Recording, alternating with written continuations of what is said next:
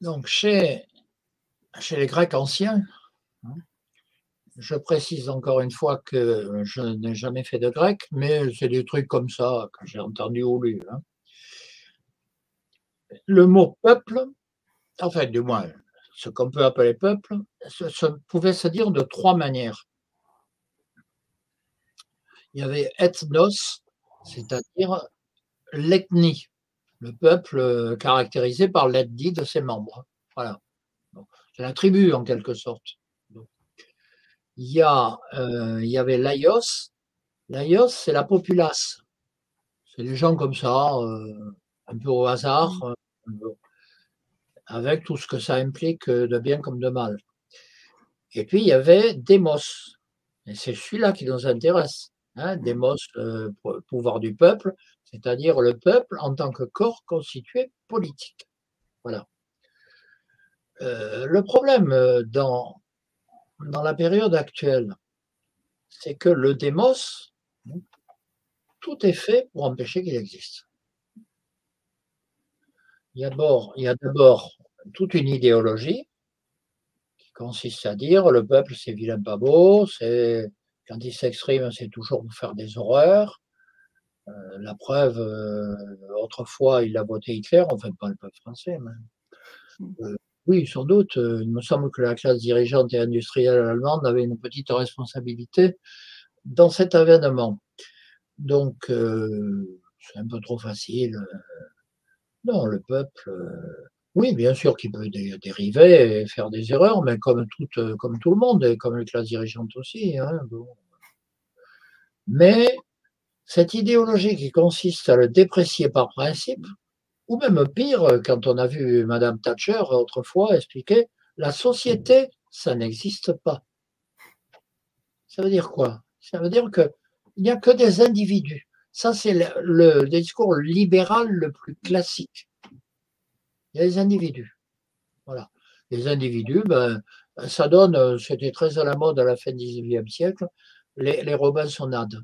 Hein. Mm. On organise la société comme si chacun était un petit Robinson Crusoe en train de construire sa société tout seul dans son île. Bon, c'est parfaitement idiot.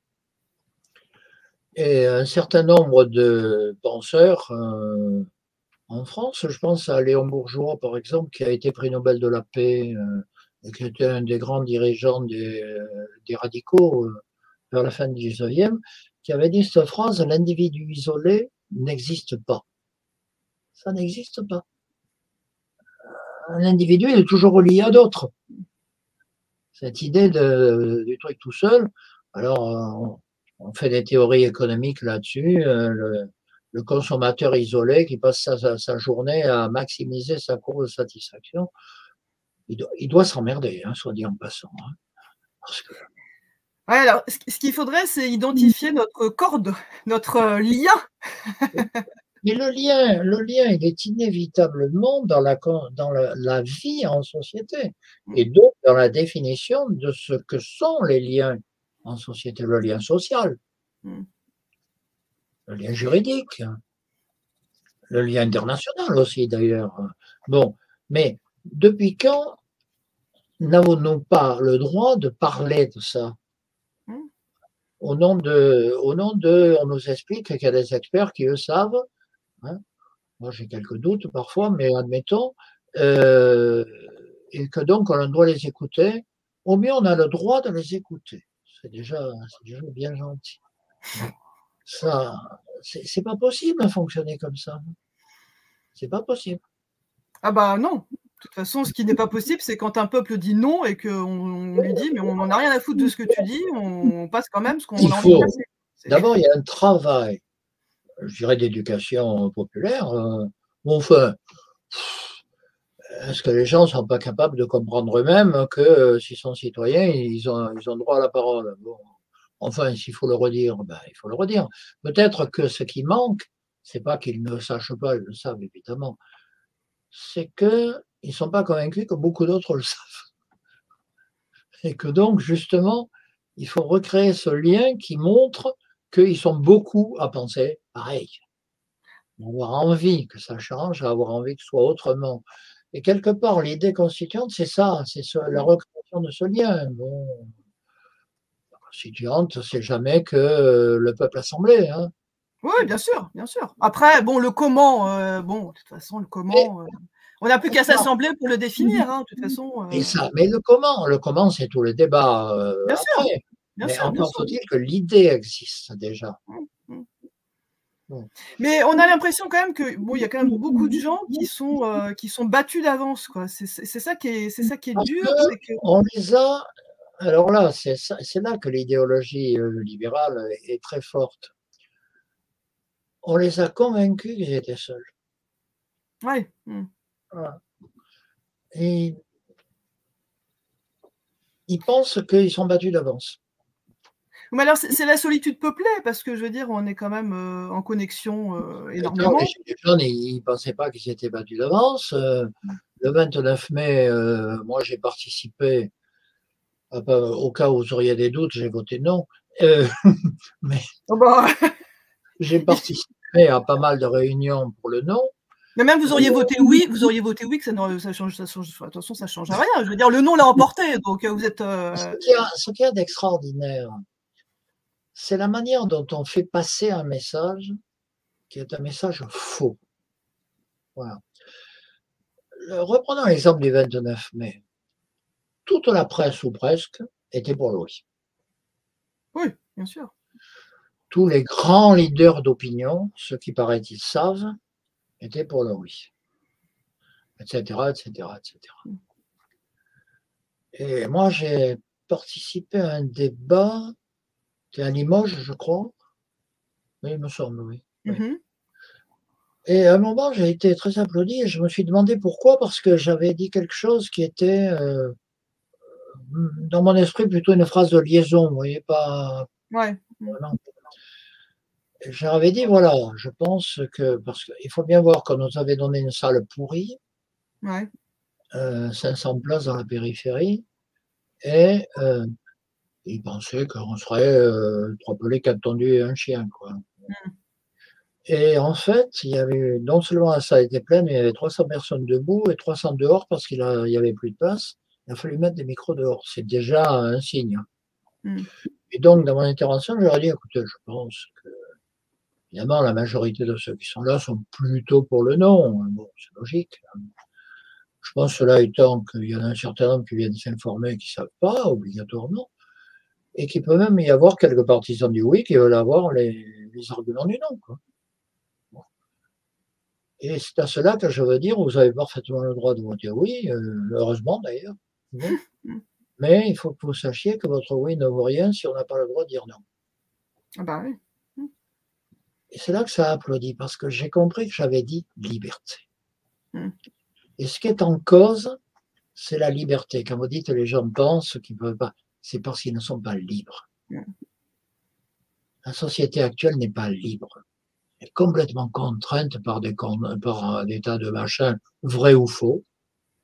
Hein. Le débat sur la dette, par exemple, c'est Mmh. hallucinant. Hein. Bon, il se trouve que je suis plus ou moins économiste, donc je pourrais Mmh. vous faire une démonstration, mais je pense que ce n'est pas tout à fait le moment et l'endroit. Mais c'est absurde. Et on y va, et là, le ministre qui compare le PIB à la dette, enfin, il y a un b.a.-ba en économie, on ne compare pas un flux et un stock. Mais si l'année durait 24 mois au lieu de 12, ben alors le ratio serait 2 fois moins long, de moins lourd, pardon. Donc, il y a des tas de trucs comme ça. On veut convaincre les gens qui ne sont pas capables de participer à la décision. Bien sûr, bien sûr. Or, la démocratie, c'est exactement le contraire. Et donc, le travail de toutes les associations dont je parle, et ce soir de la vôtre comme de la nôtre, Mmh. c'est de participer à cette reconstruction de la volonté individuelle qui s'insère dans la volonté collective. Bon. Il faut que les citoyens regagnent leur rôle naturel de citoyen, dont Bien on les sûr. a privés. Voilà, dont on les a privés et tous les arguments que vous connaissez. Il y en a tenté plus. Bon. Oui, oui, tout à fait.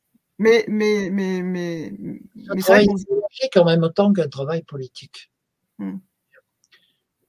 Il y a des moments dans l'histoire,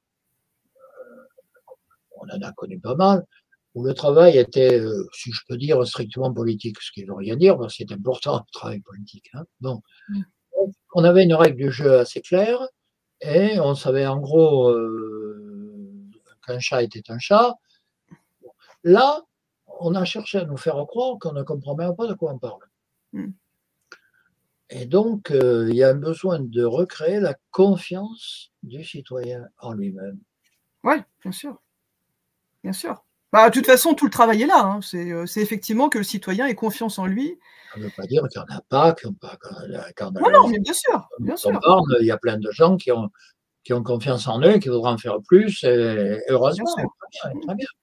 C'est bien pour ça qu'on essaie d'en faire venir le plus possible et d'avancer. Et si on peut le faire avec vous d'une autre manière, je ne sais pas, sur place ou autre, Bien c'est sûr. oui, le Finistère. Non, non, vous êtes les bienvenus. De la voile à la beurre vrac. Oh, vous connaissez la Berbrac? Oui, tout à fait. On est un petit peu plus au sud, nous. On est dans le centre Finistère, on est au pied des Monts d'Arrée. Ah oui, là, je connais moins. J'ai entendu le nom plusieurs fois, c'est souvent cité, oui, mais je ne le connais pas. Ouais, on est à mi-distance entre Quimper et Brest. On est dans une région absolument magnifique et on s'en lasse pas et voilà. Mais je reviens là-dessus parce que quand on titille les gens, enfin le citoyen, effectivement, finalement, ils ont tellement, enfin, les verrous sont tellement nombreux. Parce que vous savez, ça finit toujours comme ça. C'est en bas de toute façon, tout est verrouillé. Mais parce qu'il laisse verrouiller. Comment? Enfin, non, j'allais dire parce qu'il a. Non, j'ai tort de dire ça parce que ça veut dire que je les rends responsables. Non, tout est verrouillé. Encore faut-il se battre pour déverrouiller. Mais alors, comment déverrouiller déjà, effectivement, cette idée qui est là dans la tête d'énormément de gens et c'est tout est verrouillé, mais qu'est-ce qu'on peut faire, quoi? C'est tout un travail de rencontrer les gens, expliquer, écrire. Moi, j'ai écrit, je ne sais pas, 6 ou 7 bouquins. Le dernier, je vous dis, c'est nous sommes tous des constituants, pas moi et vous uniquement. Bien sûr, bien sûr. D'ailleurs, ça n'a pas de sens s'il n'y a que vous et moi. Bah non, bien sûr que ça n'a aucun sens. Bien sûr. C'est le peuple en tant que corps constitué, oui, rassemblé. Autrefois, il y avait des chansons, là, le peuple souverain s'avance. C'était assez poétique. Tyran descendait au cercueil en toute simplicité. Mais non, mais peut-être qu'on manque un peu de mythe, justement, vous voyez. L'autre fois, l'autre fois, j'étais en train de me dire, vous voyez, bon, je suis prof d'histoire de l'art, moi, et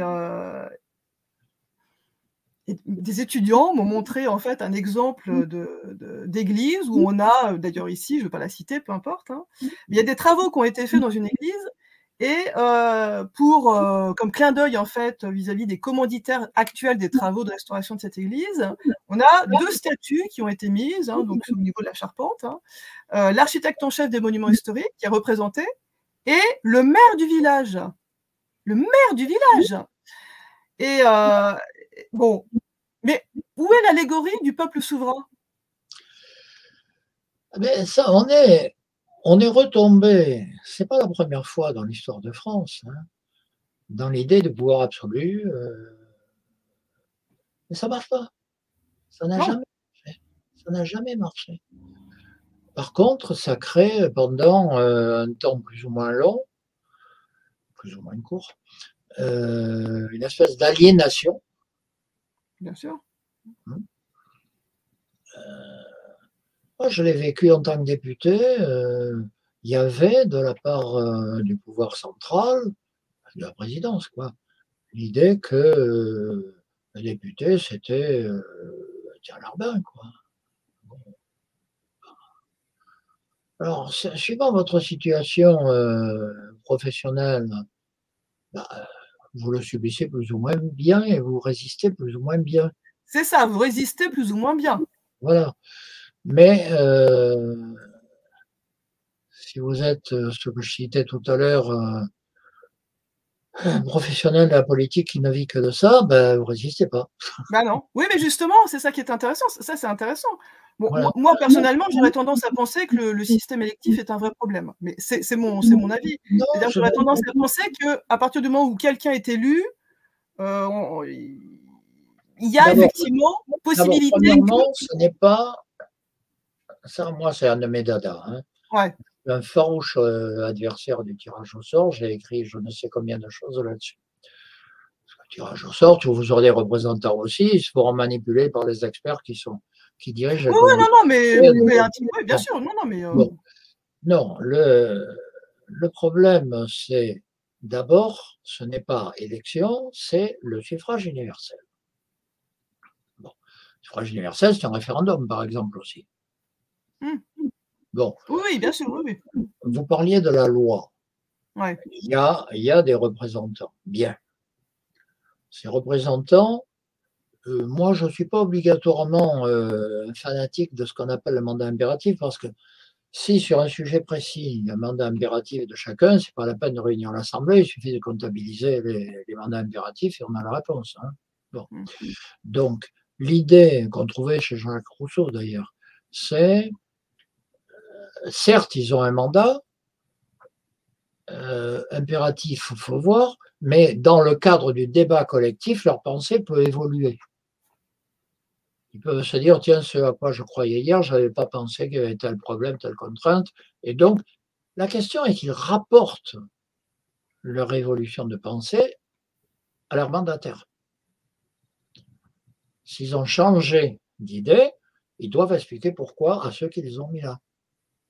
Oui, mais enfin, le mouvement doit être aussi double. C'est-à-dire Oui, bien sûr, qu'il bien sûr.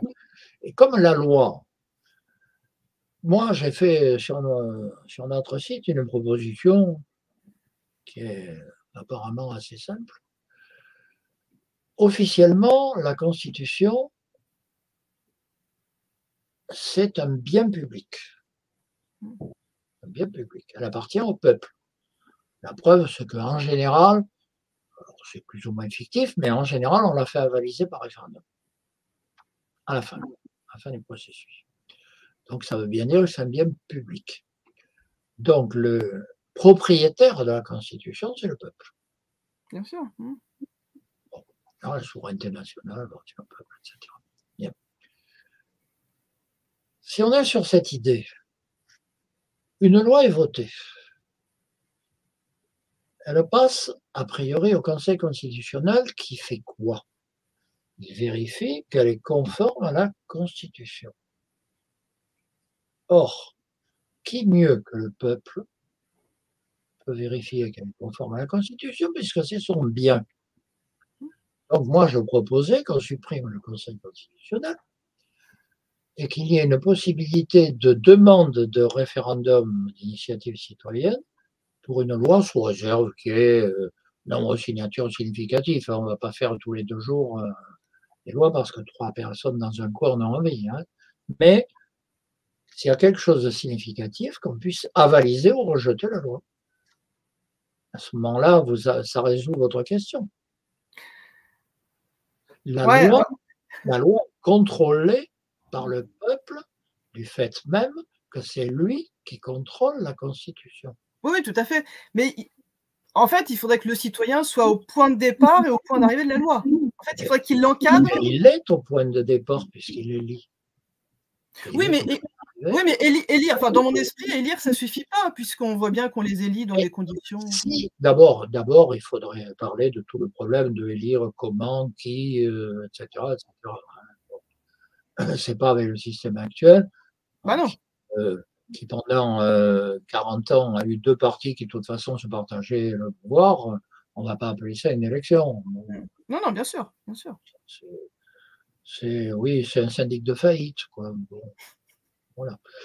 Mais au mieux. Mmh. Cela étant, moi je suis plus optimiste sur les citoyens. Je crois qu'il y a effectivement une espèce de déprime qui est d'ailleurs largement alimentée par tous les, tous les penseurs officiels, hein, Mmh. mais qui peut être totalement dépassée. Je vais vous raconter une anecdote, c'est assez curieux. Un jour, j'étais à Marseille avec Anne-Cécile Robert, qui est mon co-auteur, et on descendait la Canebière, puis je lui dis, tiens, écoute, comme on a une demi-heure, on va passer par la rue Tubano, qui est juste là, parallèle. Je sais qu'il y a une plaque où il y a marqué que c'est là qu'on a chanté pour la première fois le chant qui allait devenir la Marseillaise. Je vous la photographie. D'ailleurs, sur notre site depuis. Donc, on descend la rue Tubano, on arrive presque au cours Belzunce, et puis on voit la plaque. Je sors mon appareil photo, voilà, et j'entends derrière moi une voix, je suis fier d'habiter en face de cette plaque. Bon, je me retourne, il y avait deux garçons de filles, 25-26 ans. Pour la petite histoire, visiblement, ils allaient faire un câlin. Et en fait, le câlin, ils sont restés 3/4 d'heure à parler de la Révolution française. Ouais. Et ils étaient immigrés. Enfin, fils d'immigrés. Donc français, il n'y a pas. C'est intéressant, je trouve. Donc, c'est pas vrai que la conscience collective a disparu. Elle demande qu'à réapparaître. Encore faut-il y donner les moyens. Alors après, quand vous dites par principe l'élection, il y a bien un moment où il y a des gens qui vont parler au nom d'eux. On ne va pas les prendre par hasard. Bon. Oui, mais on peut tout envisager. C'est-à-dire qu'on peut envisager aussi une assemblée, une loi. C'est-à-dire qu'à chaque fois on fait une loi, on fait une assemblée différente. Vous voyez, enfin, je veux dire, c'est oui, mais là, je veux dire, là, je crains un autre danger que moi j'ai vu dans les grands mouvements étudiants, c'est qu'à force de faire des tas de réunions, les seuls qui restent à la fin, c'est les plus extrêmes. Les autres, non, je parle pas de réunion, je parle à chaque fois qu'on décide des lois, il y en a tous les jours. Hein. Oui, je sais bien, il y en a 70 par an, mais il y en a déjà beaucoup. Oui. Donc, on a beaucoup. Non, le problème, c'est qu'effectivement, il n'y a pas de lien. Et alors là, je crois qu'on dirait la même chose. Il n'y a pas de lien entre le citoyen et la loi. Bah non, il n'y a aucun lien. Il n'y a aucun lien. On peut créer ce lien. Bien sûr. Créer ce lien, ça passe par les institutions, la mobilisation. Alors bon, il y a des lois qui ne posent pas de problème majeur. Hein. Oui, oui. Et puis, il y a des lois qui sont fondamentales. Bien sûr. Votées ces temps-ci. Il n'est pas normal que ça soit passé comme ça. Non, et puis il n'est pas normal que la volonté générale ne soit pas récoltée en amont. On est bien d'accord. Alors après, la question de la constituante, c'est comment organiser l'expression de la volonté générale. Voilà. Bon, alors là, moi, j'ai pas de réponse a priori. J'ai quelques idées, tout le monde en a. Hein. Oui, bien sûr. J'en ai évoqué une à l'instant, mais en tout cas, il faut partir de cette idée-là. Ensuite, on la creuse, et je pense qu'on trouvera. Il ne faut pas rigoler. On a toujours trouvé. Non, mais l'histoire de France est assez extraordinaire de ce point de vue. C'est que portant de problèmes insolubles, elle trouve toujours une solution. C'est curieux d'ailleurs. Hein. Non, mais c'est bien, vous êtes optimiste et ça fait du bien. Et moi, j'avoue que c'est une problématique qui me préoccupe quasi tout le temps, en fait. Vous voyez, c'est comme vous, j'imagine, comme beaucoup d'autres. Et bon, de toute façon, plus on sera à taper sur le clou, mieux ce sera. Hein. Enfin, je veux dire, c'est clair et net. Et puis, plus on sera à avoir notre façon, c'est pas grave ça. Tapons sur ce clou-là, la souveraineté. Sur les problèmes que vous évoquez, comment l'expression de la volonté populaire et tout, je suis persuadé que si on parle pendant 2 heures, on va trouver des tas de divergences. Bien sûr. Mais on aura une convergence, c'est qu'on veut qu'elle s'exprime. Bien sûr. Donc, bon, là, il y a les rassemblements, les débats, et puis il y a un moment où émerge, oui, disons, une majorité et puis une minorité, et puis voilà. Et puis on s'y plie parce qu'on est démocrate. Oui, puis alors, oui, non mais. Tout simplement. Mais c'est pas. C'est pas infaisable. Hein. Non, c'est pas infaisable. Le problème, c'est que tout est fait pour l'empêcher. Oui. C'est plutôt ça la question. Il y a des tas de questions qu'on n'a pas le droit de poser. Bon. Moi, Bon, comme on le dit, en tant que Marseillais, je suis un peu préoccupé par le lien avec la Méditerranée, bien entendu. Il me paraît avoir une histoire longue avec la France, hein, en particulier François Ier, etc. Aujourd'hui, on est en train de construire, au-delà de tout ce qu'on peut dire sur l'Europe, on est quand même en train de construire un truc à une frontière qui nous isole de quoi? La Méditerranée, non, entre autres. Pourquoi pas en parler? J'aimerais savoir. En tout cas, pour revenir effectivement à ces sujets, vous voyez, quand nous, on a envoyé des courriers aux parlementaires, quand on leur pose la question de savoir comment ils comprennent l'article 6 et comment ils comptent mettre en œuvre la récolte de la volonté générale, nous n'avons aucune question. Aucune réponse, pardon. Aucune question, ça m'étonnerait. Aucune réponse. La seule réponse qu'on ait reçue là-dessus, alors si, on a plein de réponses, mais alors, c'est toujours des réponses partisanes avec, à la fin du courrier, le lien pour aller, évidemment, prendre sa carte au parti politique. Enfin bon, bref. Bien sûr. Et la seule réponse qu'on a reçue, c'est d'une députée qui nous a dit mais en fait, nous sommes l'émanation de la volonté générale, nous sommes élus. Donc, à partir du moment où vous posez votre bulletin dans l'urne, c'est magique, nous sommes inondés de la volonté générale. Bon, ça, c'est pas une réponse. Comment ? C'est une réponse pas sérieuse. Ah bah non, non, c'est pas sérieux du tout. Voilà. Mais c'est la seule réponse qu'on a eue sur cette question. Vous voyez, sinon le reste, c'est. Non, mais ça, la question des élus, de toute façon, je pense qu'il y aura toujours des représentants, d'une manière ou d'une autre. La question, c'est quel mandat, quel contrôle et quelle révocation éventuellement. Et quelle place du citoyen ? C'est le citoyen dans les trois cas. Hein. Oui. Bon. Oui. C'est bien le citoyen qui révoque, c'est bien le citoyen qui contrôle, c'est bien le citoyen qui donne mandat. Et puis c'est le citoyen qui. Mandat sans citoyen, là, j'avoue que je ne comprends pas ce que c'est. Non, mais quand je parle à la base du citoyen, vraiment en amont, quoi. C'est-à-dire, pour avoir un mandat, par définition, c'est en amont. Oui. La révocation, par contre, c'est en aval, par définition aussi. Mais moi, l'idée qu'il y ait possibilité de remettre en cause un mandat, moi, ne me choque pas. Je sais qu'elle fait hurler. Après, il faut voir les modalités. Bon, c'est pas le bordel organisé tous les jours non plus. Mais que les questions existent me paraît assez légitime. Que les quoi? J'ai pas compris. Que les. La question de la révocation puisse exister. Des mandats révocatoires, si vous voulez. Hein. Ça me paraît pas l'horreur des horreurs.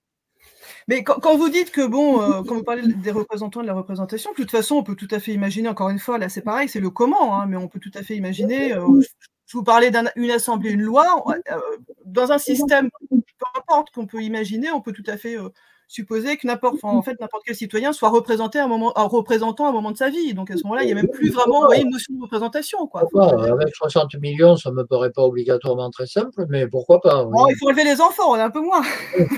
non, mais l'idée en elle-même ne me fait pas grimper à l'arbre. Oui, non, mais bon, après, qu'est-ce qu'on met derrière cette notion de représentation? C'est toujours pareil. Voilà, comment on pratique cette notion de représentation, je veux dire. Pour moi, la question clé, c'est un représentant représente.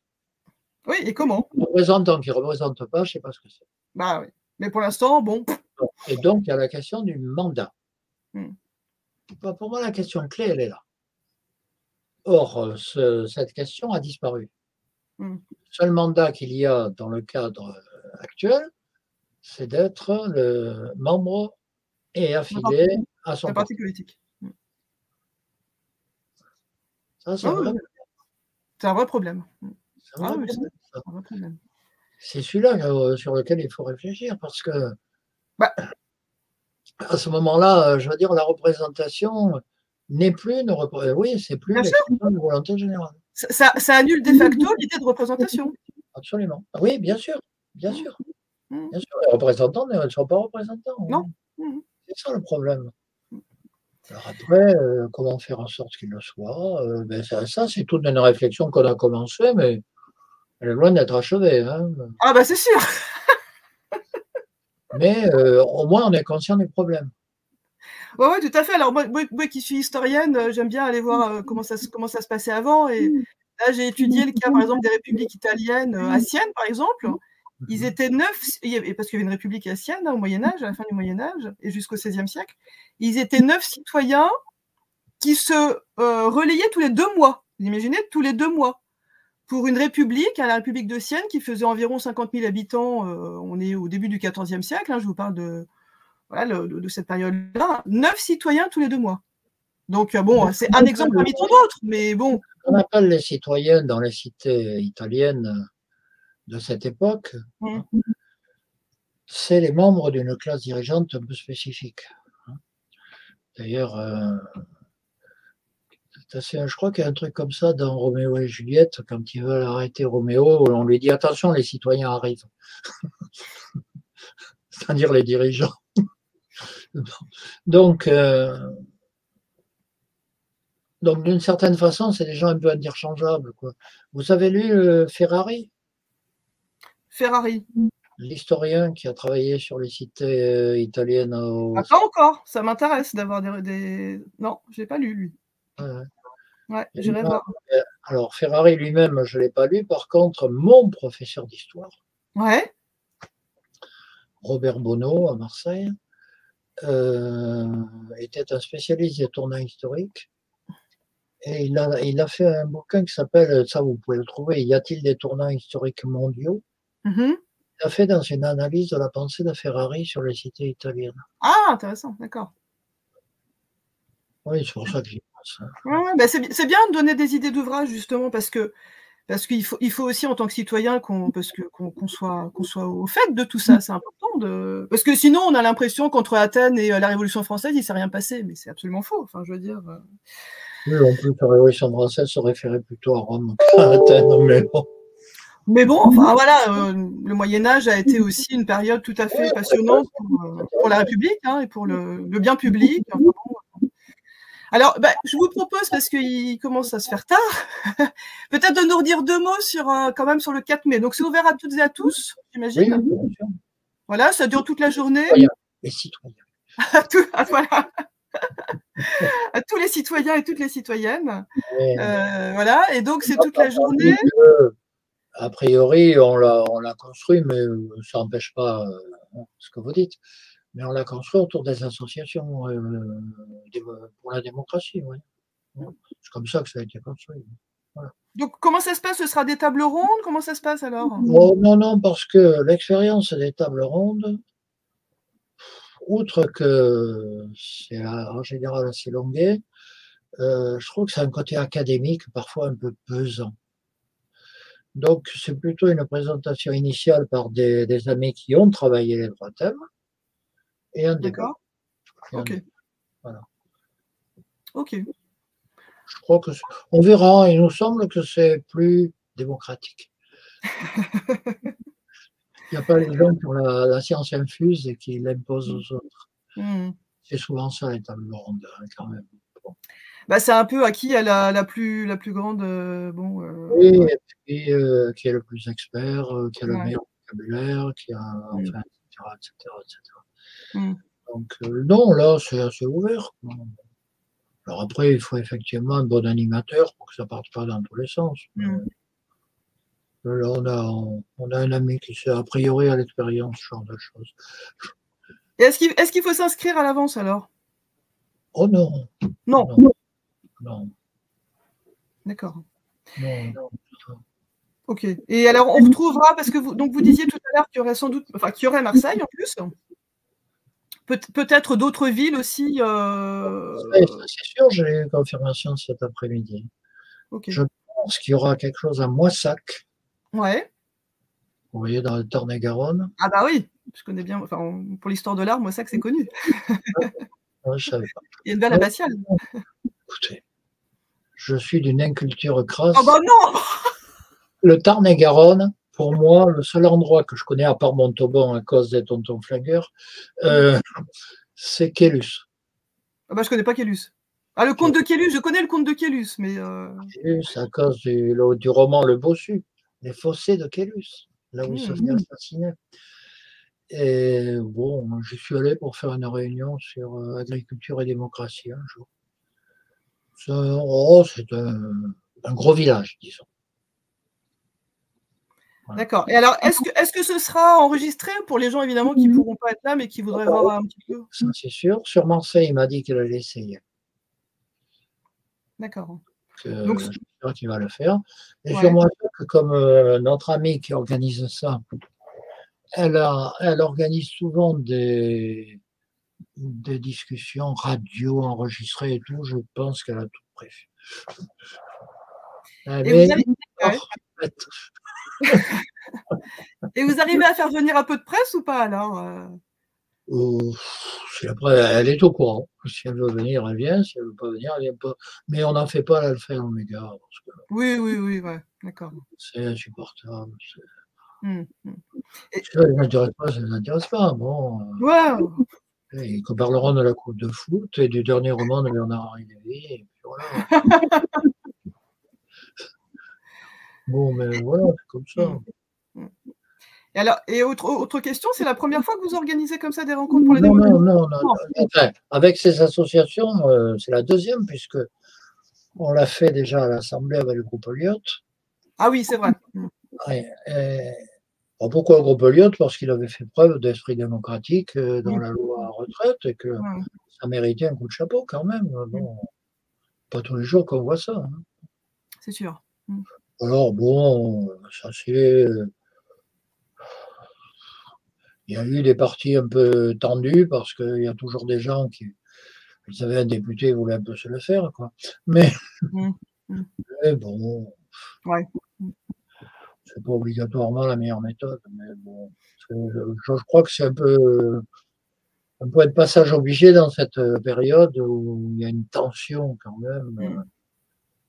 Il y a des risques vraiment d'explosion très, très, très importants en ce moment. Hein. C'est pour ça que nous disons la constituante, ça apparaît quelque chose d'incroyable, mais c'est pour nous la solution pacifique, démocratique et rassembleuse. Ce n'est pas le cas de toutes les autres propositions. Alors, je crois qu'il faudra en tenir compte. Il faut parfois trouver des solutions, oui, qui résolvent la question de façon pacifique. Et la Révolution française, du moins dans sa première phase, elle était relativement pacifique. Hein. Bon, c'est pas la prise de la Bastille, oui, bon, d'accord. Non, mais la Révolution française, c'est une énorme source d'inspiration, de toute façon. Ah oui, oui, c'est extraordinaire. C'est énorme. C'est énorme. Alors, dans un événement aussi terrible, aussi énorme, oui, bon, il y a des contres, il y a énormément de choses, énormément. Et on n'a pas fini de les explorer. Hein. Ah ben non, c'est sûr. Non, mais c'est sûr. C'est pour ça que c'est bien la chance d'être historienne. Moi, j'aurais voulu être historien. J'ai eu le malheur d'être fort en maths, ce qui m'a amené à faire autre chose. Mais c'était pas obligatoirement davantage. Bon, vous avez dû vous épanouir quand même dans ce que vous avez fait, parce qu'on voit que vous êtes un homme intellectuellement heureux, quoi. C'est ça qui est agréable. Je pense que il y a une phrase de Alain là-dessus. C'est dans la pensée que l'homme trouve le bonheur, un truc dans ce genre. Je ne garantis pas, mais l'idée est là. Ah bah oui, quand on se délecte à mener des réflexions, c'est sûr que le plaisir et le bonheur, ils sont. Hein, c'est pour ça que ce sujet de la démocratie est absolument passionnant. Pour sa propre culture, sa propre réflexion. Moi, je vois bien qu'il y aurait des tas de débats avec vous comme avec d'autres, mais on peut dire que vous disiez vous, je vois bien qu'il y aurait des tas de débats avec vous comme avec d'autres. Bien sûr. Ça peut se renverser. Hein, bon. Ouais, bah... C'est qu'on ait un but commun. Oui, tout à fait. On ne sera jamais d'accord sur tout. Hein. Non, mais puis heureusement, enfin, je veux dire, on est des hommes et des femmes, il faut dépasser ça, enfin, je veux dire, il faut dépasser ça, c'est sûr. Ça veut pas dire qu'il y a des problèmes, on ne les traitera pas là, parce que ce n'est pas la question. Bien sûr. La question, donc... Bon, bah, en tout cas, je trouve qu'on a bien tenu nos objectifs pour cette interview. On a parlé de ce que vous vouliez. Hein.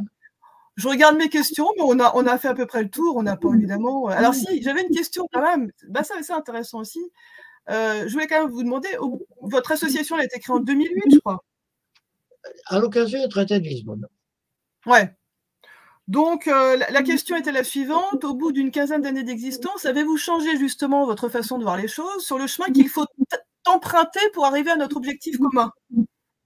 Alors, on a dû changer 50 000 fois sur les problèmes, comment faut-il faire, comment se rassembler, est-ce qu'il faut être avec tel ou pas, ça, ça on se l'est posé je ne sais combien de fois.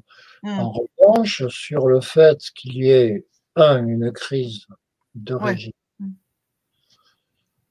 2, que cette crise de régime pose la question institutionnelle, et 3, que le seul acteur qui peut la résoudre, c'est le peuple, là, on n'a pas changé.